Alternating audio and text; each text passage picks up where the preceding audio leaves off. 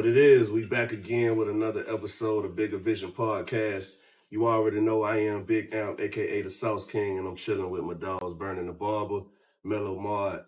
We got a special guest today, my dog Darel Strong, a.k.a. Harbor Fair, well known in the community, well known with the kids, D-line coach at Plantation High School, you know, all around guy. We here to talk about a lot of stuff, how he came up, you know, what he did on the football field, all that. We just gonna go get right into it, man. How you been? How you doing? Oh, man, I've been great, man. I've been blessed, man, to come back and give back to these kids. And that was the ultimate goal when I left college. So right now, everything going good. For sure. That's what's up, man. By the way, where you played college ball at, let them know. Oh, CAU, Clark Atlanta University. Okay. Best black college you can go to. I already know. Shout out to the HBCUs. Yes, sir.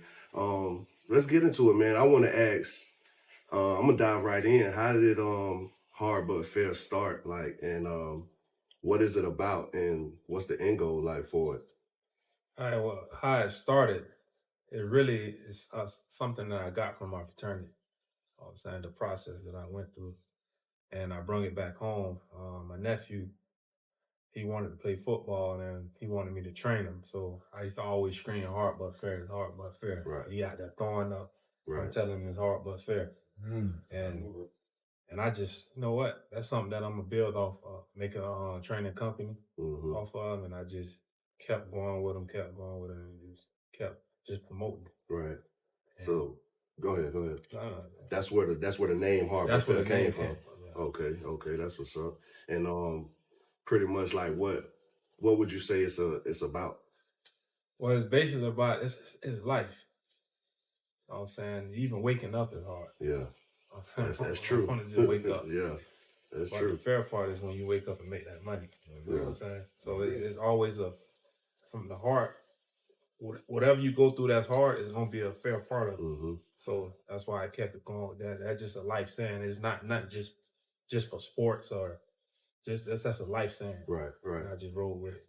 And what would you say the end goal is for Hard But Fair? The end goal is making it bigger, more national. Right. Right now, it's just based in Florida. Right. I mean, you got a couple of people in Georgia. It just little parts of the other states that I know people that's wearing it, but I'm trying to make it global. Okay. So you got like kids, not only in Florida, but you got kids up in Georgia, like other states too?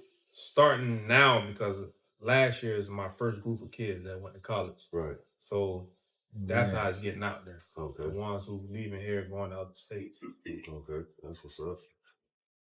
So I'm trying to make it a national brand, catering to basically more of the youth. I mean, anybody can wear it, but that was my goal, to come back and give back to the kids, because, you know, when we came up, bro, we had attitude, body language. It's just, that's what stopped me from going. That's what stopped me from going further with my football career, is my attitude. Right. So when I left college, that's one thing I wanted to do, is come back and try to change that with the kids that's in our neighborhood. Okay. So you're not only teaching football skills, drills, and all this, you're teaching them how to be men. Yeah. Right. And, you know, attitude changes. And that came with coaching. Right. When I came down training with my nephew. Because I noticed I had to have patience with him. I didn't have no patience. Yeah. So once my it's hard nephew to have patience with kind these of built, yeah. Well, my nephew was good. He ain't talk back. He was good. I remember nephew. Yeah. He was real. It's just that what I wanted. Like he's not me. Yeah. So I know I can do it, but he knew to this. Yeah. So that it developed patience, and I was just like, you know what, I got to be more of a mentor than just a drill sergeant. Right. And that's how the mentor part came. Would you say like it's a passion for you, what you do? There's definitely a passion. I do it for free. I'm saying I'm probably one of the only trainers here that's really training these kids for free. It's a lot of, and I'm not knocking no other trainers, but I was getting kids that couldn't go to certain people because they couldn't afford it. Right. And they used to hit me up like, Coach, man, come on. That was my goal anyway to come back and give back. I make enough money with my job where I don't have to train. I don't have to charge nobody to train. So I love what I do. That's what I'm doing. No, that's what's up. You truly a blessing to these kids, man, to be training them for free. That's what's up, man. So y'all hear that? Like, you got kids that's athletic and they need some training. Hard but fair, right here. Any kid. Kid. They ain't got to be already made. I take kids who ain't really got it. And quick question, is it just certain positions or is anybody? Any D-line, O-line, anybody, linebacker? Any position. Because I got too many homeboys who I can, like receiving drill. I can call Bernie. Right. Hey, man, what you think? How can he get better? I send him a video like, what you think he need to work on? Right. And he can tell me, hey, sitting down in his break, when he's break his right off at 10, I take that knowledge from my homeboys who play other position and translate it on the field. Right. Well, I'm gonna start off shit by getting your flowers right now, bitch. You know the routine. Shit. Obviously, we go back from since high school, but the kind of piggyback on exactly what you had just said. I know you since obviously day one before everything kind of came about. I could say you truly, genuinely care for these kids, bro. Like it's hard. Like a lot of people say it, but I seen a nigga like, bro, he really care for these kids and going even further than the kids, even with his dogs. Like he's one of the few niggas that few niggas few niggas I would say. You're talking about kids, I'm saying niggas and shit. No, I honestly, bro, say if this nigga say no, that means he truly don't got it. Like the nigga will give you anything you ask for. Like I know without a shadow of a doubt, if I ask bro for anything and he say I can't or no, that nigga really ain't got it. He gonna really always come through for you if you need it. Like I think he got a problem saying with no too, but he don't know how to say no. But don't take advantage. Don't try him now. He ain't sweet. And I remember, but he came through for me one time. Little quick story. It ain't got nothing to do with the sports or nothing, but shit. He got one of my homeboys a job, and I had needed a job at the time, and he told me to hit him up. And I was like, shit, fuck it. I hit him up. He told me about the job where we all used to work at. And he got me on. Place. Yeah, and I was like, bro. The shit was so crazy because Who was first? What you mean? Who got on first? You got on before. Nah. Okay. Don was there first, and then okay. I thought you came before. Nah. Yeah. So when I got there, whatever, I put his name down. Mm-hmm. Soon as a reference, I get there. I tell them, they was like, "Oh, Darel got you here? Oh, we love Darel." Yeah. This is that. I was like, "Okay, I'm in there." I already know what time it was, you feel me? But just for him to do that, you feel me? Yeah, put my name down. I already know why, because he was getting that check. It come fast. What? Hey, but he had about 30 niggas down. Yeah. So this boy eat. All in one training class. But he had about 30 niggas in one training class. So that's what's up, though. Like, he putting niggas on. You know what I'm saying? He ain't gonna never hold no information from you. So it's the same thing, like how that transfers with the kids. Mm-hmm. You know what I'm saying? He putting them on, putting them in position. What I want to ask though, like, do you ever tell a kid like they ain't got it? Nah. Cause like that'll crush a kid to do that. It will, but shit, sometimes it's the truth. Like, cause as coaches, you got some coaches who curse at kids, and some parents don't like that, but that's part of the game. We got cussed at when we was playing football. You know what I'm saying? Is that right? Is that something you ever did when you was like during training, or if you see something, would you try to like make it better, or you just tell a kid playing out you ain't got it, you need to try something else? Because I done had coaches who done told some jits like, boy, this ain't you. You need to go play tennis or something. Wow. Only thing I tell them is don't waste my time. Right. Because I'm giving my time. Mm-hmm. And I'm putting in a lot of time. Right. Taking away from my family. Yeah. You know what I'm saying? So I just coach him hard, man. If he don't got it, Mm-hmm. I just go harder. Yeah. And sometimes they'll leave on their own. Yeah. Okay. But I won't tell them. I just coach him real hard. And just see if he can take it. Yeah. If he gonna break, that's just like me pledging. Yeah. When I pledge, they try to break you. Yeah. That's real life, they try though. their hardest to break you. And once you broken, that's it. Shout out to the Qs. And that's why that's the perfect name, Hard But Fair. You know what I'm saying? It's hard. Like, you got to tell a kid, like, look, if you ain't got it, you ain't got it. You feel me? Like, I don't know about kids. It's so crazy because when but what grade do you train? Well, I try to start with the kids in sixth grade. But if a kid is in elementary school, like, and they advanced, yeah, I can work with them. But because you started with Trey. Trey them was he was 7. He was young, and Chance, all of them, like you did an amazing job. You did it. It was crazy, dog. The kids that I touched, you got them out there. You have any kids that's in the league right now or going to D1 schools or anything like that? Most of my kids and I'm gonna tell you a quick story. Really, why I came out with the merch, because I ain't care about that. Because I don't charge nobody. Right. So if I come out with clothing, that means I gotta spend my money. Right. It's like you gotta get something back. So, but Mark Fletcher, he played for the University of Miami, running back. Damari Brown, he played cornerback for Miami, and then Damian Fagan, he played for NC State, played safety. Them three, like, just stayed on me about, Coach, you gotta come out with merch. Coach, come out with merch. So them guys, those are my college guys who really wanted me to do it. Right. But the guys who really brought the brand out that's in college right now is, I can say one kid, Antoine Jackson, he plays for UCF right now. I seen Brandon Ennis rocking it. Yeah, Brandon Ennis, I seen him rocking it. He showed love, man. You know what I'm saying? He see the genuine love that I showed Mark Fletcher them. He's close to them. Yeah. So that's not a kid that I would say came up in my camp. I knew Mark Fletcher them since they were 8, 9. I trained them. And then training them,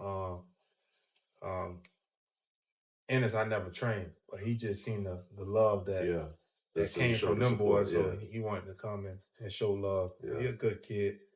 And another kid, Marcus Scriggles, TJ. I got a lot of kids who just help my brand. I got my core kids who help Dre, Teddy, that helped me bring up my brand. So I got a little crew. Okay. No NFL guys yet. It's soon. They coming. But I know you gotta be like proud of that, like just to see all the work you put in with the kids and then seeing them turn into men, I think that's what drives me. Just seeing them grow. Like, I played a part of that. Boys, you know what I'm saying? Right. Especially like my nephew, Churchill. He's not at a big college, but just seeing him, he's seeing me film all the time, and he kept me going. He the one that made me into what I am now. He the one that humbled me and made me keep going and pouring to the kids. Cause I think if I would have dealt with a kid that just gave me pushback all the time, attitude, I think I probably would have like, that ain't for me. My nephew just kept his head down, kept going. That boy throw up. He know how I am here. Get right and get right back out there.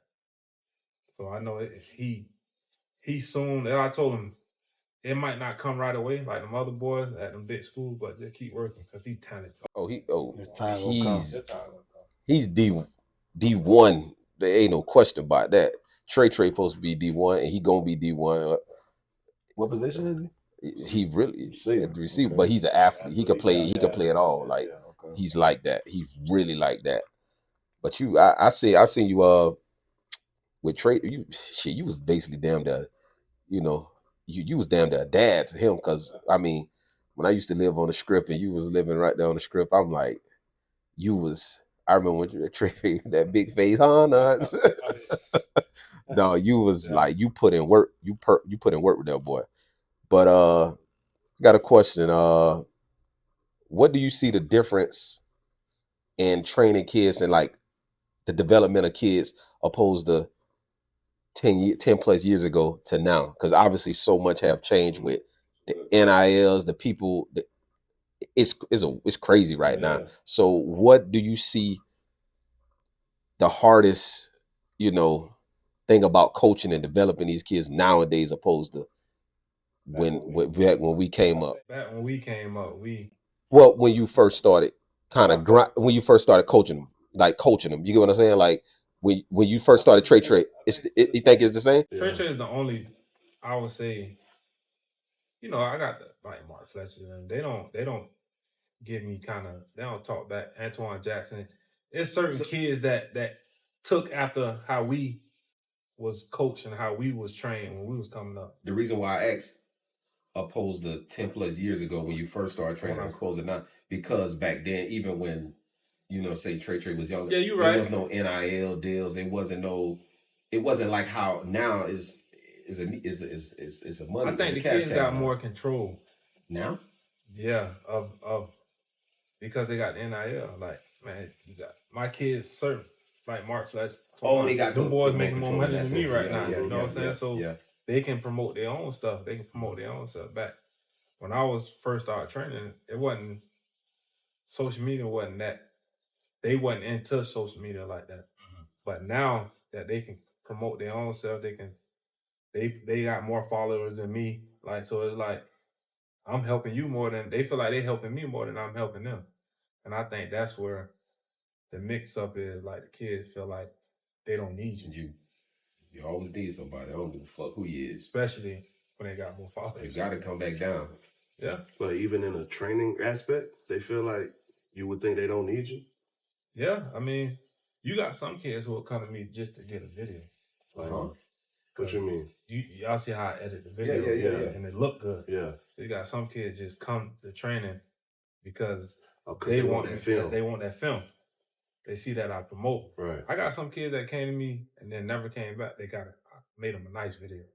They just never came back. And they just want, that's how they is now. They want the exposure. They want their exposure. Yeah.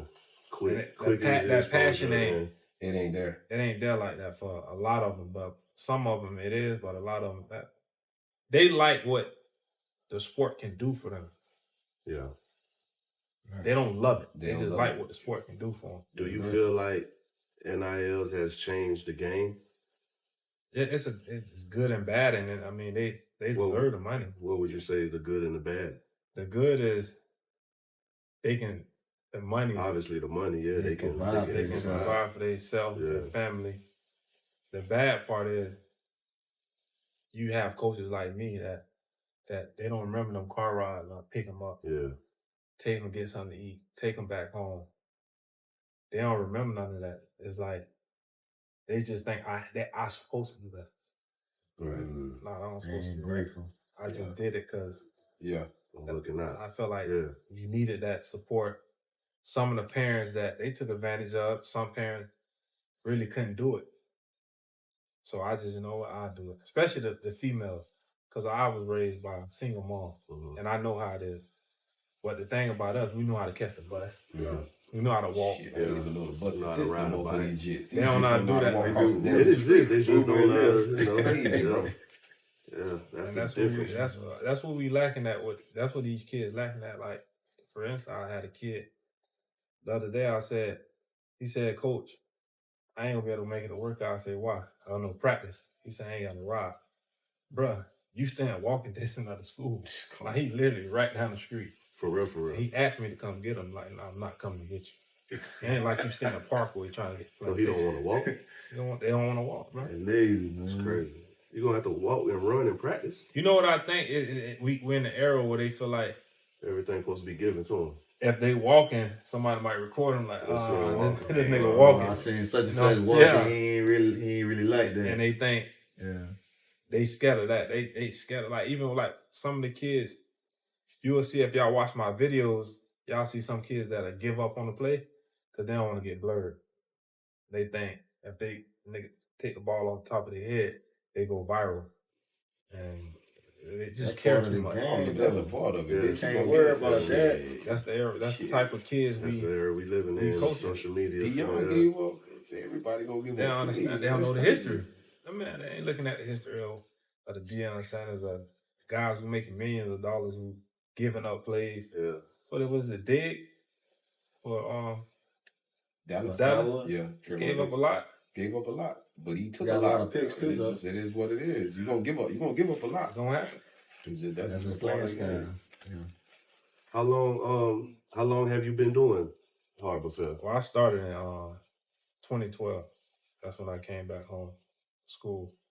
I kind of came. I already knew what I wanted to do. Yeah. When I came back, I had the whole. I had it written down because in my fraternity they had to write down 3 things that you want to accomplish when you're done with this, and that was one of the things, to come back home, Right. and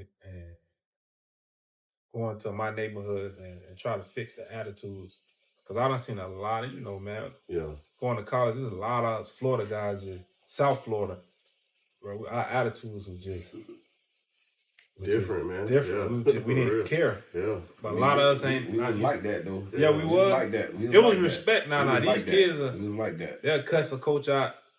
I had one kid at Dillard, man, and I'm sorry to put Dillard out, but he played O-line, and he know who he are. He wanted to get in and play some D-line, which I understood, because he's not as big as an O-lineman. Yeah. He felt like D-line is what he going to go to school for. But, man, I got my D-linemen. I got to get in first. I ain't get in, man. Coach, you're a crab-ass nigga. Man, you crab. And, back in our day, that fighting word. What? For So real? I had to catch myself. I'm like, boy, who you talking to? Hey, what? Could be another kid. Tyler Tate, man, my coach, the head coach at Dillard, he had a way of, he just got a way with people, dog. He calmed me down. Just like, he ain't even say nothing. He just, so I say, all right, let me do it. But that's the type of kids we deal with. So you got to have real patience. Like, you don't, it's a tough era to coach in. Oh, yeah. I think because the kids ain't got no structure at home, too. So, yeah, it definitely starts at home. Yeah, when you got no structure at home, when you get out in the real world, you're going to be wild. Why? Hold on, say it. Why you think that? Maybe because the parents is getting younger and younger, and they ain't got time to really raise their kids. Well, to them, they don't feel like they got time because they still trying to go out and still be young. Let them treating them like that's their friend. Right. There you go. I see it. They're trying to be their friend. I see it all the time. Like, that's true. So there's no discipline, there's no structure. So when they get out in the real world, they don't respect people that's older than them. Good kids, they just, like you said, the structure, start at home. And a lot of parents, believe it or not, coaching, a lot of parents don't think it starts at home, bro. They just think. They think it's the culture. You supposed to do that. You supposed to just, that's why I put them in football. If he ain't respecting you at home, he ain't going to respect me as a coach. Exactly. This your really kid. Starting at home, it's your kid. What makes you think a stranger, he going to respect that stranger over? I get it. He need to hear that man's voice. But certain kids, especially like hood, they ain't going for that. It's only a select few that's gonna change. Yeah, and not all of them. So, and I know you deal with that. Yeah, I deal with it all the time. That way you gotta have them cussing coaches. They be giving me earful. But the crazy thing about it, when you do, the parents get mad at you. Mm-hmm. They can't. They send them to you. So they gotta be They're ready. gonna get mad. They gonna get them to take them and go to another team. Yeah. I don't be cussing about them. Man, there's plenty of parents that want to fight. That came out there just going crazy, like, man, listen, I'm just coaching him. I mean well. Trust me, I mean well, but I'm giving him hard coaching. Like, you don't understand the type of language or how your son come off, the attitude. So sometimes you gotta be tough with him. Yeah. And then that's when sometimes the parents come in and just they be pissed. So I just know what.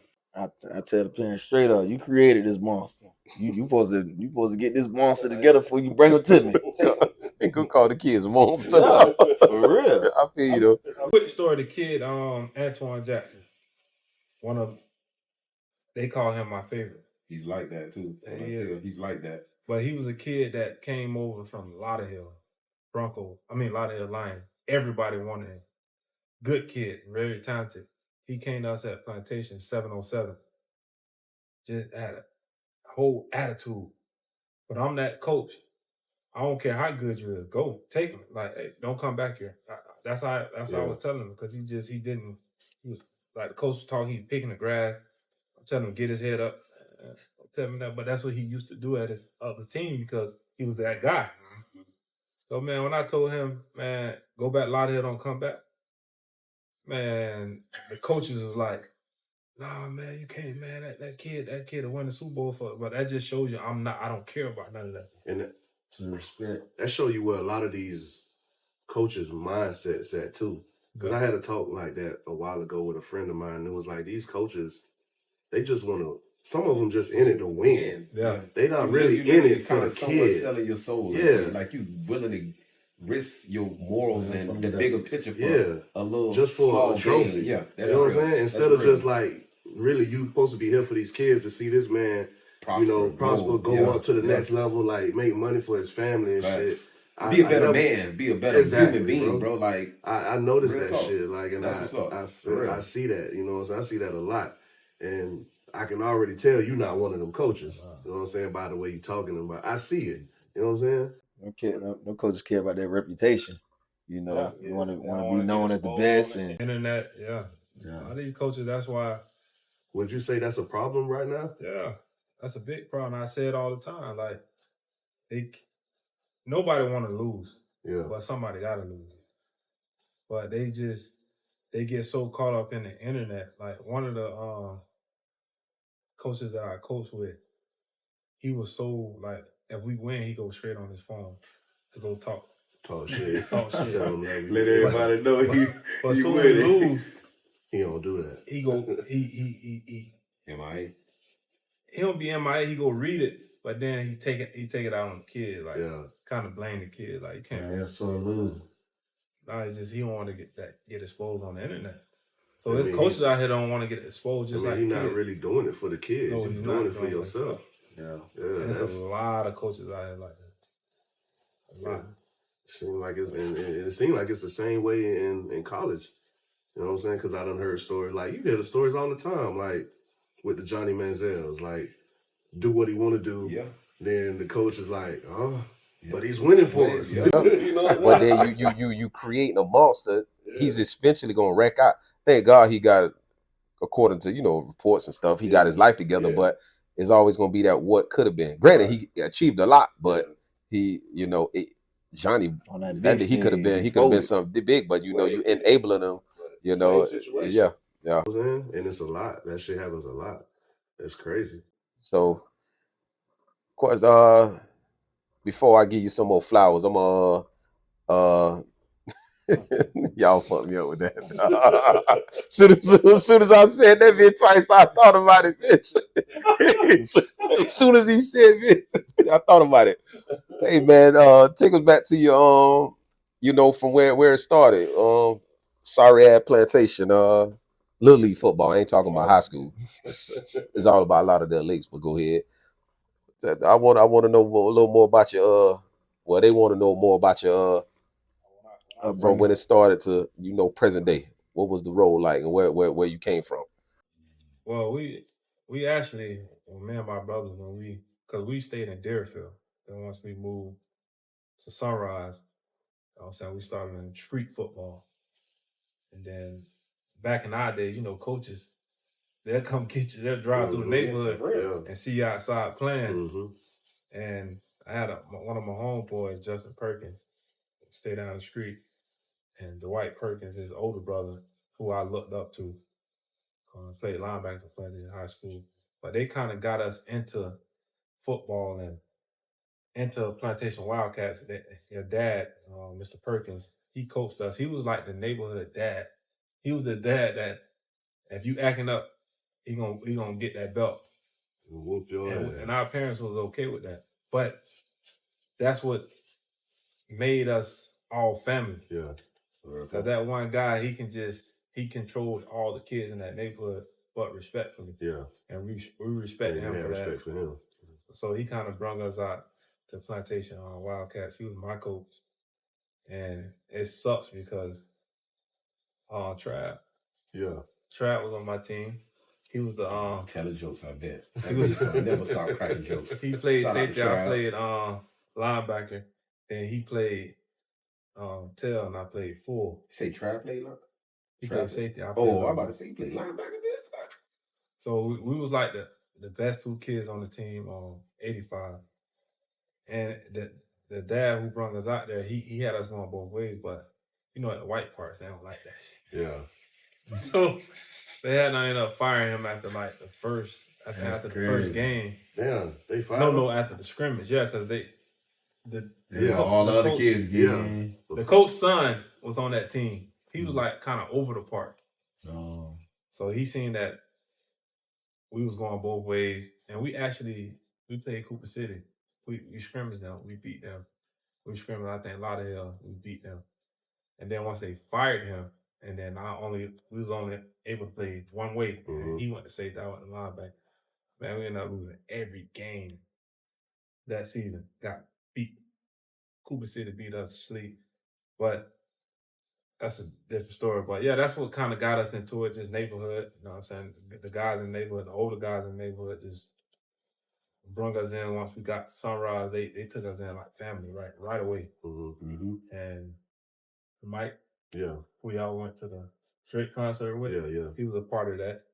He actually played football too, played quarterback. So we all was just in one neighborhood, man, and that's what got us going with football. Just the kids out the neighborhood and the plantation. Kind of that same coach, the dad who fired, he ended up taking over that team. So I ended up learning from him. He wasn't a bad guy. I'm saying I kept going up, and then of course Coach helped seeing us in the neighborhood and got us out of that plantation. Your big ass used to walk through the hallway, bitch. Your 11th grade year, everybody like, your big ass supposed to be playing football. Your big yeah. See, I started plantation. My 9th grade year was my first year I played JV, and then what's so crazy, dog? A lot of people ain't gonna know this, but I'm gonna say it here. Yeah. I played my 9th grade year and ain't play again until my senior year. Yeah, for real. I knew that. That's why he used to walk, bro. He used to walk. I swear to God, like his brother obviously played with him, but dog, the nigga used to walk around. Dog, he had dreadlocks, bitch, with the white tee, bro. The nigga was tall tee. Lean with it, rock with it, dog. The nigga was gigantic, bro. Everybody like, the fuck, you don't supposed to be walking around here just like not doing like crazy. We heard about him at Nova. This nigga's huge. When we was on the when we was playing football, we heard about plantation that year when y'all, was killing shit. Walking shit. Y'all was killing shit. Shout out to plantation. But yeah, we heard about this nigga that was like, man, they got this big ass 7-foot nigga been DN. It's like, you know what I'm saying? Yeah, that shit was crazy. But so you only played 9th and senior year. Yeah. What happened in between there? Well, I played 9th and I played spring my sophomore year, and after that was over. My grades, man. I was one of them kids who we had off-campus lunch. Yeah. Oh yeah. Following behind people. And I blame my brother for this. But damn, I feel old. So what really messed me up, and the guys ain't put me up on games. So what they did, the guys who would leave after lunch, some of the boys wouldn't come back. So I did the same thing. They played football. I feel like we all had the same treatment. But they put all their core casts in the morning before lunch. And then their lectures after lunch. So they just be chilling. So they knock out their important classes. Their core class. So I end up, all my core classes was after lunch. And I ended up having like a 1.2. So it took from my sophomore year all the way up to my senior year. I had to go night school, summer school. Put the work in. I had to put a lot of work in. Hey, real quick, to all my young kings, you heard what he just said. They say when you get in high school, your freshman year is your most important year. So you gotta listen. I hope you're paying attention. He's telling you for firsthand, stay in school, get them grades so you can make that goddamn football team, play all 4 years and get your little D1 scholarship. It's real out here, for real. Still like that till this day. Yep.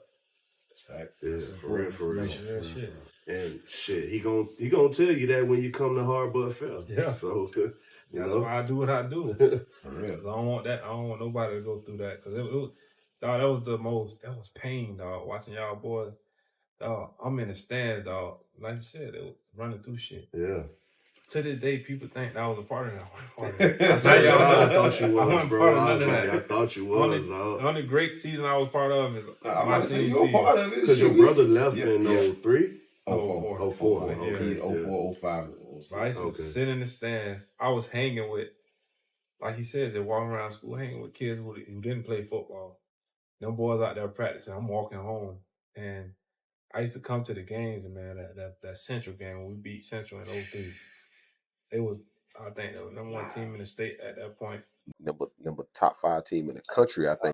So, from that transition, like you said, from Little League up into high school, speak about the transition going to college now. Like, for the people that don't know and the kids, that want to know about your upcoming, speak about how that transition was going from high school to college. All right, what was that like?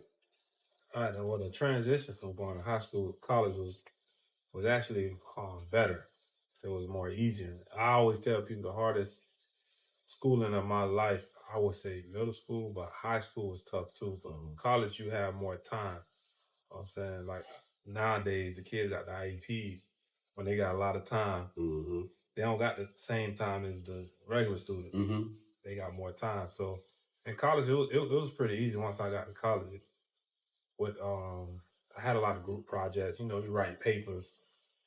But the only hard part was I had to go to junior college. Ain't no money. You was in Kansas. I was in Kansas. Yeah. And you run into a lot of stuff like racist people at the time I went. So that's the thing what helped me college back. you was at in Kansas? Fort Scott. Fort Scott College. Okay. Ain't shit out there either. Nothing. You was playing ball there, or you was just going there to get right? Get your grades right? When the University of Pittsburgh found out I didn't qualify, their coach sent me to that junior college to go play ball. And that's when I ran into issues with the racist people out there. Right. And then I kept moving from school to school. Then I ended up going to a school in California, Regan College. And then my homeboy Terrence Davis, he ended up passing away. So I ended up going to that school he was at with my other homeboys, because it's just at that time we all wanted to be together for him. Right. So it just kept moving around, kind of like the portal, man. I just felt like I was just moving from school to school. Portal before the portal. The portal before the portal. Then I ended up finding a home. That's why I ended up went to Tallahassee, because Florida State offered from junior college. I remember. Because I played one season at L.A. Pierce. That's where Terrence is at. Yeah. So I ended up going to Florida State. I was going there, but they said I was like 3 classes off. So they sent me to TCC.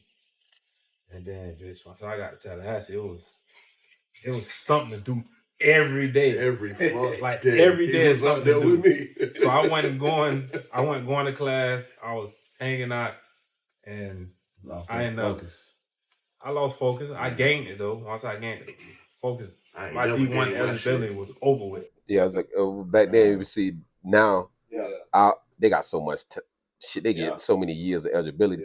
Back then, once your clock start, for those that don't know, once your clock start, that bitch don't stop. You got people that's 8 years in college. No, bitch, your ass get 4 in a red shirt. You might get lucky if you get a medical, but bitch, your ass got 4, possibly 5, and your ass done.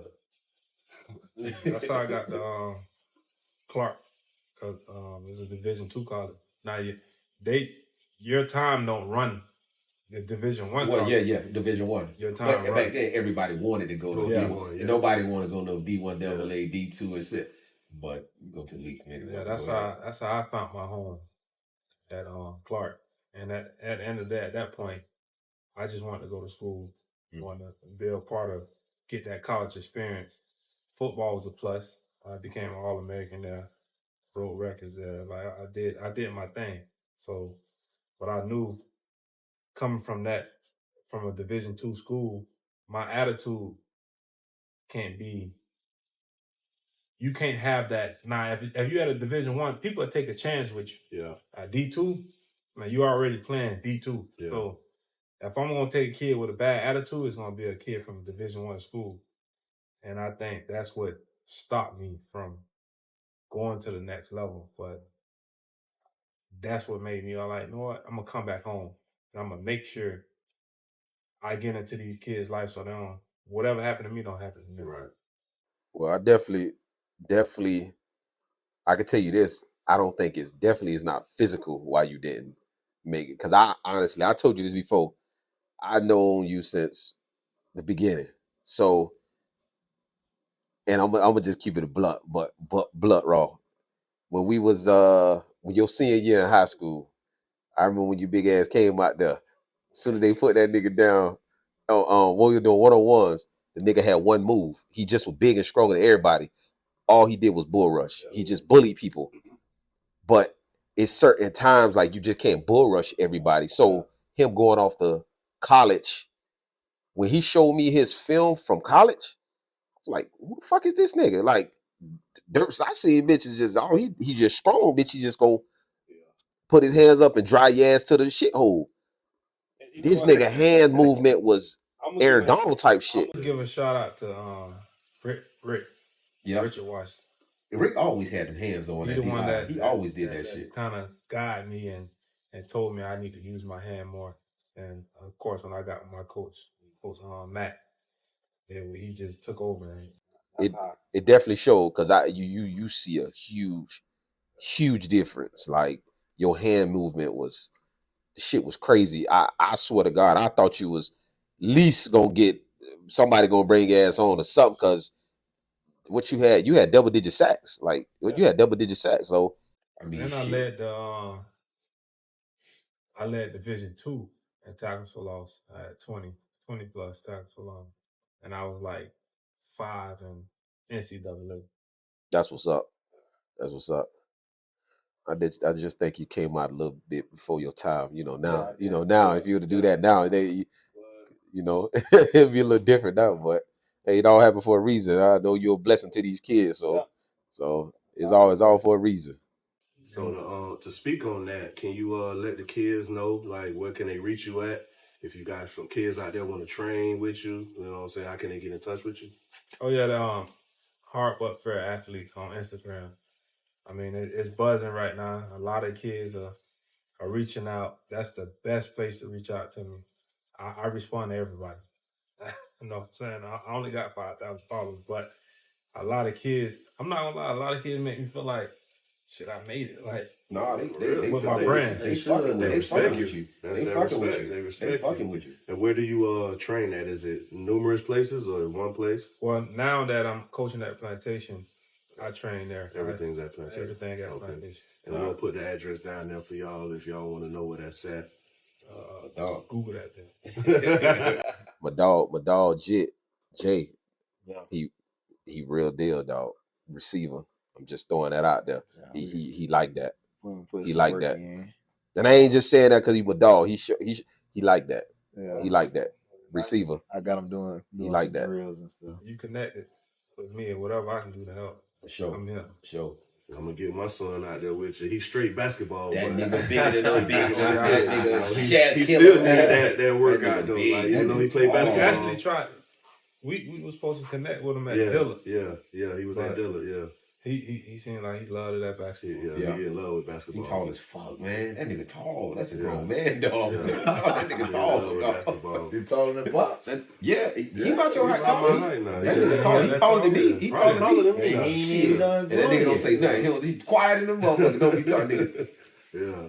Just chill. Tall. But yeah, I remember that. Your brother told me I was supposed to do something with him out there at Dillard. Sure. Shit, he ain't at Dillard no more. He had Stranahan. Yeah. So what's the schedule? They got a good basketball program, too, right? Yeah. What's the schedule like? Monday through Friday? Like it's great. It's great. I go Monday through Friday. And I'm gonna give a shout out to my fiance, man. Shout out. She good one. If it wasn't for her, I wouldn't be doing it because especially with the merch. Right. She gave me her last to to start it up because Real one. It ain't too many real ones out here like that. She let me, bro. I put a lot of time in with these kids. Yeah. And she do no complaint. You don't know no complaint. Any way she can help me, she gonna help. That's what's up. Shout out for coming to the beach that time too, helping us out. Oh yeah, she did. Bitch, what happened? Oh, the car went drunk. The car, bitch, we were drunk in the bitch. So she had to go get our ass. Bitch, I think that was the one we couldn't crank it up. The battery was dead, bitch. Hey, we drunker than the motherfucker too. Hey, yeah, man. Came and got us, bro. Yeah. Shout out, man. Shout out to her, man. She real one. Real Do one. you have any help? As in, like, you know, other trainers with Harbor Fest? Nah, it's just you. I'm the only one. Just you. Okay. But people ain't gonna put in the time I put in. Yeah. And I was just asking because with a lot of kids and it's just you, like, how you maintain all those kids? How do you give the I kids learned the full? Yeah. Does it feel like, in other words, I'm pretty sure I don't want to speak for you, but like you'll feel like you get the kids are being cheated. Like I'm not getting all of you. Right. If it's 100 kids, you get what I'm saying? It's a technique to it. I know what you're saying. Because, well, I don't have like 20 kids out there. The most I have is like 10. So you have like sessions or something? Yeah, I don't split up the session. I just if 20 kids come, I'm gonna figure 20. it out. All 20 doing the same thing. Because it seems like thing. you got a lot of kids from what I be looking at. Yeah, I do. Sometimes I get probably about 12, 13 to the most. Okay. At a time. Yeah. But I know how to work all. That could be a little bit challenging because they might be on different levels. Some kids probably Yeah. better skilled. I had that too. The ages. Yeah. That's why I try not to get elementary. Right. Like these middle school, these kids different. I got a kid that's right now that's in the 8th grade, my size. Yeah. And it's a kid in 6th grade. So right now you're working with from middle school to high school. Middle school to high school right now. Yeah. Would you do college too? Yeah, a bunch of my kids or the kids who went to college and came back, they come back. They work out with me. Because they used to it. And you're going to have them on a different regimen, right? No, I split them up. They don't want to work out. Yeah, I understand that. Yeah. But yeah, I definitely split the college kids up. I do them by themselves. I won't put them in a group with high school kids. The mature level is different too. Sometimes I have them come out so that my young kids can see. Right. But it won't be no everyday section with the college unless it's my high school kids that's going to college. That's they senior year. Mm-hmm. I mix them up. It depends on the development and the mindset of certain kids. Would you coach in college as well too? That's Would you do that? In Miami. Or wherever, whoever wants you, right? For the state. Give opportunity. Yeah, whoever give me an opportunity, but Miami, I give a lot of. It's closer. You know what I'm saying? I bring a lot of kids down there to them to visit the campus, and I don't know if they had a room for me, they give it to me. But I'm open to start somewhere. But anyway, it's a blessing. It's hopefully my fiance cool with it. I'm pretty sure she will be. She been cool with everything else, bro. She gonna be cool with it, bro. I don't know, but it'll come up. But yeah, I'm definitely open to it. That's the goal. Right. I want to get into college. I want to be a recruiter though. I don't care about the coaching part. Okay. I just want to recruit. Cool. Yeah. Do you recruit now for high school? My recruit is more with. I don't go out and actually like ask kids and talk to kids about coming. I just show them. Show them, right. A lot of kids see what I'm doing and hit me up. And then they just come around me and then I let them know what I can do for you. But you saying that, like, not only do the kids see it, and I don't want to get into too much of detail because that's an ongoing situation. But like one of my best friends, Paul, the situation with, his nephew, one of the top recruits, and he had a little situation go down. And he speak highly about you because, obviously that situation happened. Most people, most coaches, most family members would go MIA.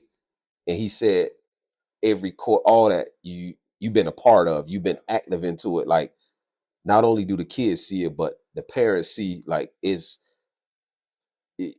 you really go above and beyond like for these kids, and like you really genuinely care about them as men, as people, like not just a motherfucker that could just pick up Not a just a ball job. that like is a what you could do for me. Like you genuinely care for these kids, and not only, like I say, not only the kids see it, but I feel the parents see it, and there's a lot of people that I know personally co-sign it, and I firsthand seen it myself. Like I know you like that, so that's Once I deal with you, bro, I deal with you. And once I connect with you, I'm gonna connect with you. Kids, especially the kids. I got a soft heart for them.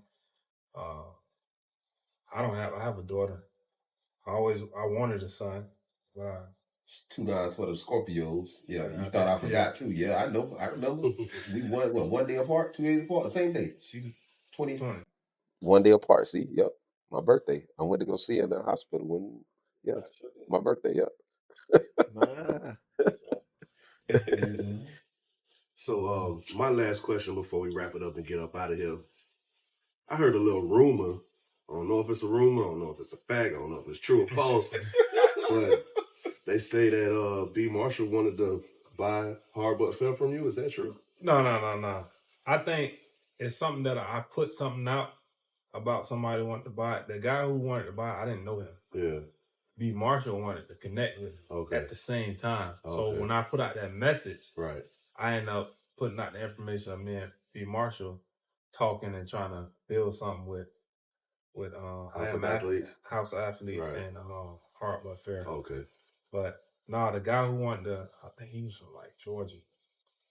He wanted to, he offered only $20K though. Like, nah. That'd be a nice collab though with you and I Am Athlete. House of Athletes. That'd be a nice collab. A nice collab. Yeah, definitely. He. I think it was more of I wanted to connect with him. But he kept pushing me off to one of his other guys. So I was like, And I'm glad you didn't accept that offer because $20K ain't enough. And you doing too much for these kids, and you build it from the ground up, dog. Like, for real, that's your shit, and I told you that. That's you built that. I'm glad you didn't take that offer. You know what I'm saying? Master P move right there. Yeah, for real. it definitely. I got a lot of patience for it, and I do a lot. I don't think people know. I just honestly feel that way, but it's shit tiring, dog. But I set a goal, and I just want to help these kids any way I can. And like I said, I don't go for the superstars, right? Because I get a lot of people. Oh, you only doing this because a lot of these kids I work with, you never even talked about until they end up being. But I don't want nothing, bro. I just want to send me a ticket. I want to come to the game. Yeah, in the jersey. That's all. Yeah, jersey. Sooner or later, I'm gonna do what he got going on. But it's all love for me. I love it.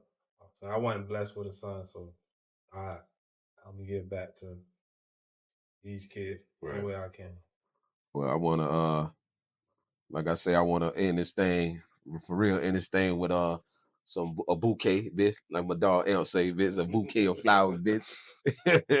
First off, I want to tell you, bitch, I love you. I tell all my dogs that I love you. I want to obviously tell you, like, obviously we go way back. I done said that shit a million times already, bitch. We go way back, but it's certain shit that obviously I never said. Like, for those people that don't know, like, you've been there since goddamn day one, bitch.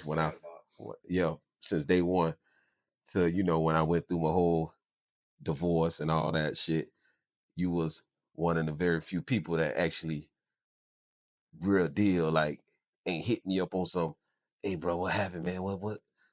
Like, you genuinely like asked me was I'm straight.